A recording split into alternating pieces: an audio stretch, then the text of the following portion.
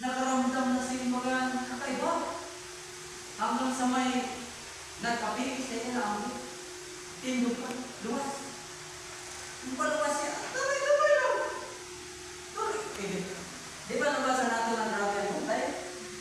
Grabe ang bantay. Pero, ginpaluwas siya, abreno na ang kilambuan, kung wala sinisita. Kita ba yan? Sa mapaluwas na siya, naghati na ng ito. Wala ko sa tutong pa lang, hari na natin ito buwan.